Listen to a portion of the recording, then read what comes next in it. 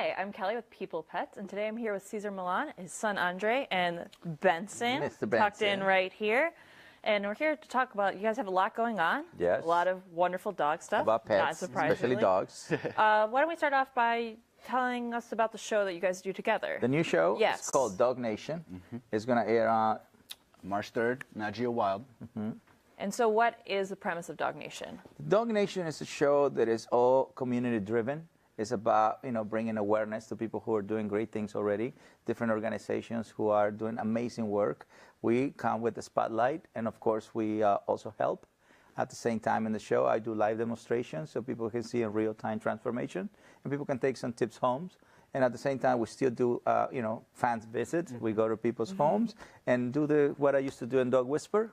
So it has 3 segments. That's great. And so how is it different from Dog Whisper and other shows that you've done in the past? Well, completely different because I'm not just doing a visit. I'm also doing the live demonstrations, On real time, people will see transformation. So for me, it's very important that people learn that we don't have problems with dogs.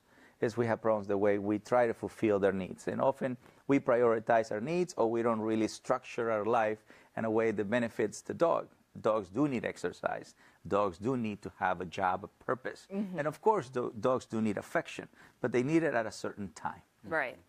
So what is Benson's purpose? Well, Benson helps a lot with to evaluate dogs. A lot of times people feel, well, little dogs have a tendency to yap a lot. So they also get stereotyped, by the way. The whole Napoleon complex thing. And so, it's very important for me not only to have Junior as my, my right hand, but to have little dogs who also develop the wrong perspective. Yeah. People think the little dogs should not have any type of discipline, or they can't really calm down. But as you see, Benson right now Totally calm. is showing what's A possible. great ambassador Yes. for small For dogs. the small dogs, right. And at the same time, you can have obviously a fluffy dog and white furniture without Yeah. getting dirty. And wear a black shirt. But man, that's yeah. never gonna happen. Yeah, that was not common sense. So how is it working with your dad? It's a pleasure. I mean, being raised by him, it comes from a very different perspective of lifestyle. I grew up with 65 dogs, so my upraising was totally different from everybody I've ever met. Usually, I relate well with the ones that have grown up on a farm because I have the same discipline, the same structure, Right. lifestyle. Growing up, wake up, do your bed, make sure you walk the dogs, then you go to school. Right. So I had all that implemented in my lifestyle, and then now that I have this opportunity to do a show, and not only have a show, but have fun while hanging out with my dad, I think it's probably one of the most sought out experiences for me that I thought was probably the best thing to just kind of create a better bond than we have now. It's a dynamic duo. That's great. Yeah. So is this working with animals something that you always knew what you wanted to do, kind of Right. without question? I aspired to be an astronomer when I was younger, and then I realized over time that it's a lot of work, and it's like too much for me. Like it's just very like overpacked. So I realized my base, when I'm really good at it, my passion is being around animals. Now with that, I grew up, like I said, he raised me around different types of animals, not just dogs. And that's why I have this love and appreciation for not just dogs, but for all the animals that are on this planet that just roam, that people just kind of pass by and don't really notice. And so with that, I just think it's a good trait to have, because a lot of people my age have this idea or dream that they want to work with animals, but the inspiration or the motivation's not there because they don't have a right leader, a role model. I think it'd be a great role model to just go out and be there. Like Bindi Irwin, she's Yeah. my role model. She's my role model. Absolutely. So what organizations are you guys working with on the show? Oh my gosh, so many, so many. Oh, yeah. Fidelco is one of them, and this is an organization that focuses on helping wounded warriors, so they can have a CNI dog, a dog Right. for a CNI, which is an amazing organization.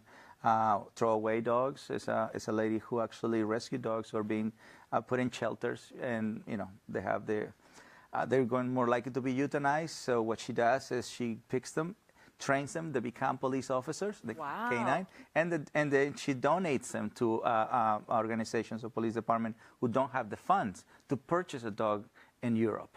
And those dogs can go all the way from $40,000 to $50,000. Wow. So For one she's dog. doing amazing work, rescuing dogs, rehabilitating, Yeah. training them, and then giving it to organizations like the police department. And then that dog ends up being an advocate for rescue dogs. I She's a hero. Yeah, she The is. dogs are a hero, so you get to have heroes with no capes. So do you guys have, I mean, I'm sure it's hard to pick one, but like a favorite moment from everything that's on the show or something that stands out to you?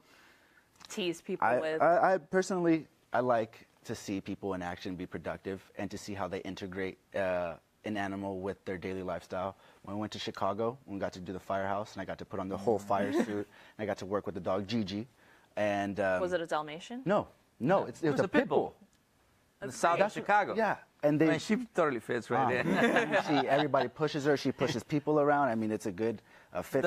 It's the only female, I think. Yeah, in the Holds her whole. own. Yeah. Oh my God. Yes. Yeah, and they Gigi. respect her. They give her. They trust her. Yeah. Everybody has a good connection. And I think that was an awesome experience. I helped Gigi to go on the treadmill. Sometimes Chicago it's a little cold. Keep the legs moving. Yeah. Oh yeah.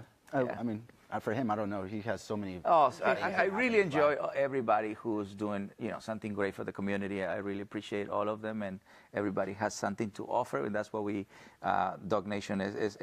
That's what is different about the other shows that I'm bringing, because I always work with organizations. I always help rescue organizations and different organizations, but this time we put the spotlight on them, and I mean, everybody's going to get to see how many people are doing great things, And so, if you want to be part of a movement of change and transformation, you can pick whoever you like. Join our Dog Nation. Yeah. So, based on your travels in the show and the people you visited and the rescues you visited, what do you feel are some major misconceptions that people have about dogs and rescue dogs, dog adoption, just things that people might struggle with, or stereotypes that they have about certain animals? Well, rescuing a dog, the dog has issues, or the dog already has problems. Right. But also humans have problems and issues, you know what I mean, way before they adopt the dog. So a lot of people don't take in consideration that they also come with baggage. And at the same time, in the dog world, they don't really want to live in the past. They are perfect ambassadors and teachers of living in the moment.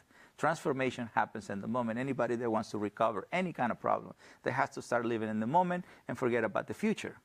So rescuing a dog is actually a project that allows you to practice more natural activities, such as exercise with the dog. So, especially when you rescue a dog from a shelter, the best thing you can do right away is give him a long walk, because he was in a kennel for a long period of time. At the same time, the dog gets to drain some of that negative energy that he, absorbed in the kennel, and the pent-up energy he got because they don't walk him a lot. On the same time, you get to exercise as well, right? So, and so then you give a dog somebody to follow. You become the one who follows, right? So it's important for them to have a leader. It's important for them to have a good role model. I am, that role model. And so it's important for a dog to have somebody that cares for his needs, regardless what happened in the past. Right. So that's a big stereotype that happens a lot in adoption. Yeah, we can see that, people not thinking about their own problems that they come in with. Yeah. We have our own issues. We have our own, things that we have to work on it. So the dog also going to be influenced by your habits. So if you're a person who doesn't exercise, and then the dog is going to end up with that person. If you're a person who, gets anxious every once in a while, the dog is going to absorb your anxiety. So everybody thinks on the dog first. I'm always make sure that people become aware that it's not just the dog issues, it's also your issues. That's fair. Yeah, exactly. It's a relationship, right? It's a relationship that both have a certain baggage, and they both can help to get rid of them. Absolutely. Yeah. That's great. So I know, along with Dog Nation, both of you were saying that you have another show as well? Yeah. Thanks to this guy, I mean, I wouldn't be where I am today without him and all the love and support. I have 2 TV shows. One back right after Dog Nation. It's called Pet Talk, and I'm pretty grateful for that, and I feel really accomplished because I get to work with various type of animals. Like I said, I like to experience and branch off and explore different animals. Dogs are not the only animal on this planet, thank God, because I could not just be around a dog so long. I mean, I like, I have. Don't listen. Right, Yeah, don't listen to your brother. Vince, I love you. It's just, I don't know, it's just, I really love Pet Talk, and what I do there is I'm a roving reporter that goes out and explores different trends and different fun activities and ideas and concepts about people, having fun out there, and how can you have fun? How can you contribute as well? And, some people like to not stay, but some people are cooped up and don't really have Exposure? the resources to explore. Right. And so I go and do the research for you. Right, and I can go and tell you, look, this place in this part of the country, there's this. And there's a lot of people now that you'd never realize that are fanatics of one breed, and they just go nuts, like pugs. Like, I love pugs, but I don't love pugs. There's people that are just dead. Pug Nation. That just pug. It's only pugs. Pug Nation. Yeah. Yeah. And, Totally. And so it just helps me explore, and as well as interact and like communicate with people at home and the audience, and I get to see like what are some things that people would love to know that are everyday common questions, because we come from a scientific point of view as well. Great. And you also have a book coming out, is that correct? Yep, Lessons from the Pack. Dogs that changed my life. This is a book that is not so much for you to train a dog or for you to rehabilitate a dog. This is a book where you can actually learn from a dog. It's this. To me, I always tell the kids, the dogs are, for me, it's not so much they're students, but they're more teachers of life. If somebody knows how to live like the most simplest life, is a dog. And we're always looking to find out, always looking for people who can help us enhance our emotional side, our spiritual side, our instinctual side. And so to me, a dog has the key, the formula to live in the moment, to be grateful for what you have, to love unconditionally. Trust is very important in their world. Respect is something that is very important to them. Loyalty is something that we know about a dog. So the moral values and everything that we value in a relationship with somebody else, a dog knows how to do it. You don't have to teach him that. Right. You're just going to learn from them. You just can learn from that. You just have to humble yourself, because human has a tendency to want to teach everything and to think that he knows more than, right? But in this case, it's about life. It's about relationship. So if you just step back and observe how dogs live their life, you will learn a lot. That's great.